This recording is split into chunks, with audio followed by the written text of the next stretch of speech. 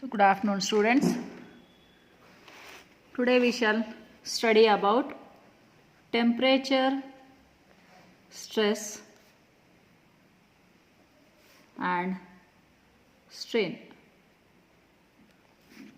Temperature, stress and strain. So what is this temperature stress? As you know, we are going to use steel in our concrete in combination with concrete. So because of the temperature, there will be some changes in the structural member. It will try to expand or contract.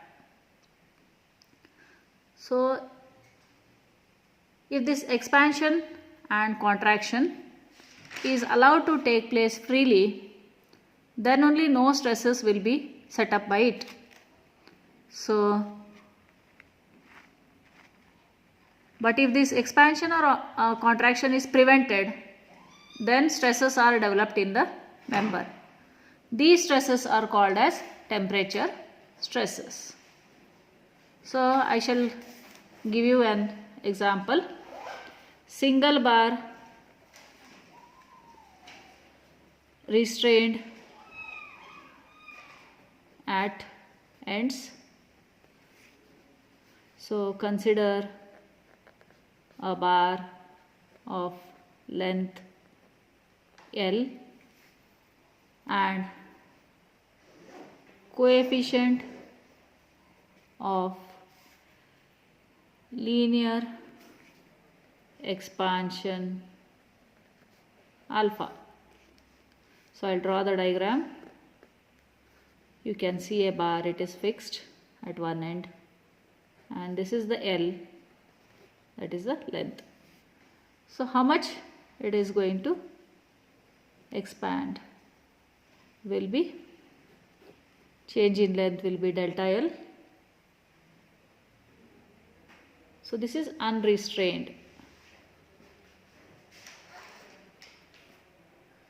Suppose that is one end is free. Suppose I am going to fix it at both the ends,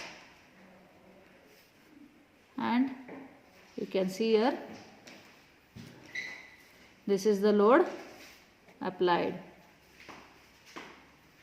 So we are going to see the conditions when the load is fixed like this. This is called as restrained, that is, it is fixed at both the ends. So here we are going to see two conditions. First one is when bar is heated, that is, the temperature is more. So let T equal to rise in temperature, and that will be final temperature minus initial temperature. If expansion is allowed free, you will have to find the increase in length, that will be equal to delta L, that will be L alpha T, and there will be no stress here, no stress in the bar because expansion is free.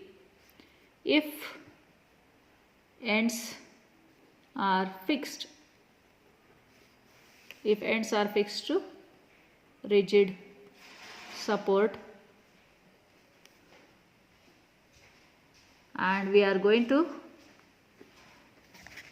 prevent the expansion, and expansion prevented,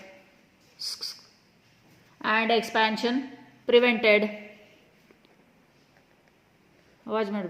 expansion prevented, then compressive strain will be produced in the bar.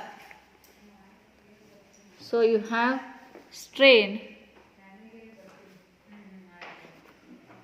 Strain will be change in length divided by original length. So change in length is L alpha t, original length is L, and this is going to be cancelled and you are left with only alpha t. Therefore, compressive stress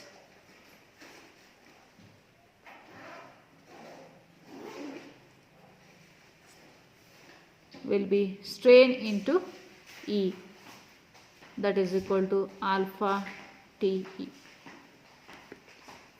Okay, so this is our very important formula we require for our problems which we are going to solve. So you write down this. Then next we shall see the condition when the bar is cooled. Second condition, when the bar is cooled. So when the bar cools,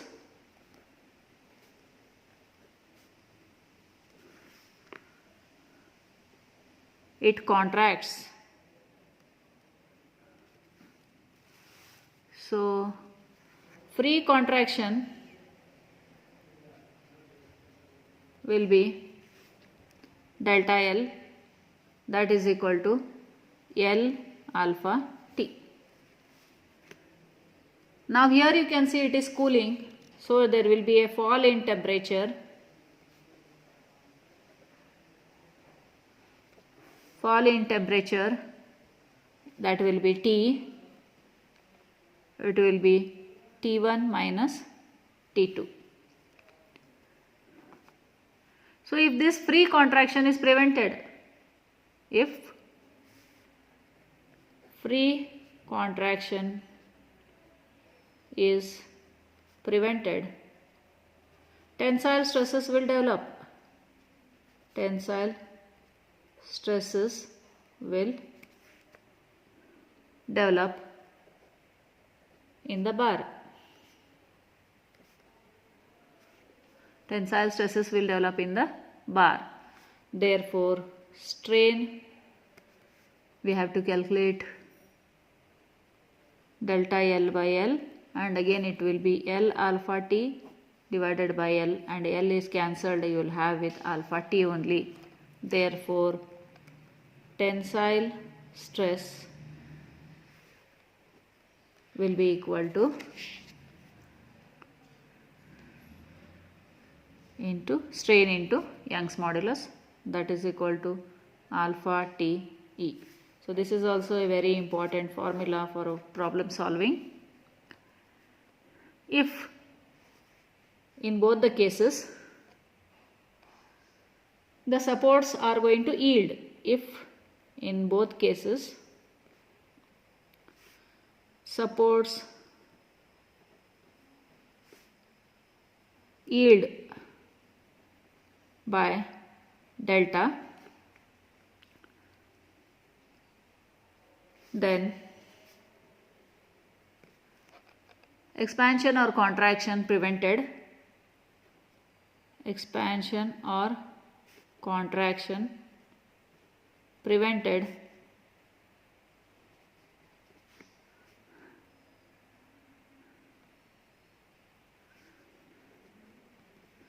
will be sigma C is equal to E into alpha T minus delta by L. So this is the equation we are going to use, a very very important equation for our sums solving. And force will be, tensile force will be equal to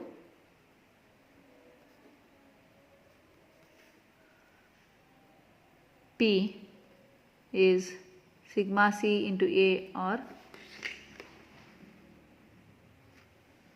sigma T into A.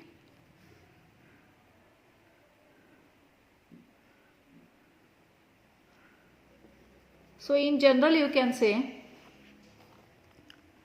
temperature strain will be alpha T, and temperature stress will be temperature stress will be E into temperature strain, that will be alpha T E. So this is the final equation we are going to arrive at for today's solving of analytical sums regarding temperature stress. Understood? So now I shall solve one sum for temperature stress.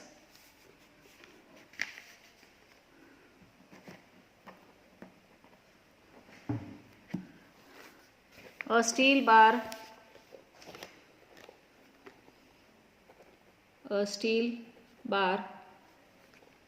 20 mm diameter and 6 meters long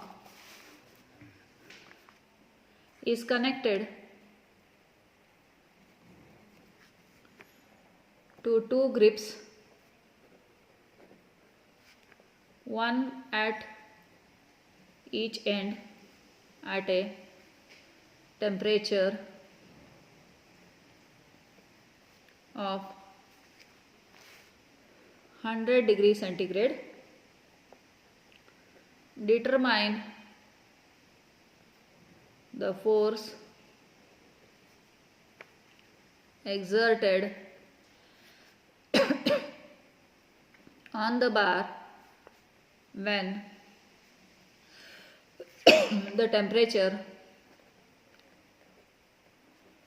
falls to 20 degrees centigrade if first one, grips do not yield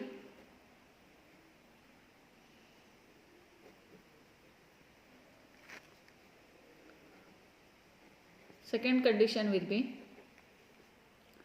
grips yield by 1.2 mm. Take alpha is equal to 12 into 10 raised to minus 6 per degree centigrade. E will be 2 into 10 raised to 5 Newton per mm square. So now let us write the given. D will be 20 mm. Length will be 6 meters, that is equal to 6000 mm. T1 you can see it is already given 100 degree centigrade. T2 is also given as 20 degree centigrade. Alpha is given as 12 into 10 raised to minus 6 per degree centigrade, and Young's modulus is 2 into 10 raised to 5 Newton per mm square, and delta, that is grips yield by 1.2 mm. Second case it is 1.2 mm. So now you can see you have the D. Very next moment you are going to calculate the area of the bar. Area of steel rod will be A is formula you have is pi d square by 4, and that you can see here. You will substitute the values now. Pi into 20 square divided by 4, and that you are going to get as 314.16 mm square. Therefore now fall in temperature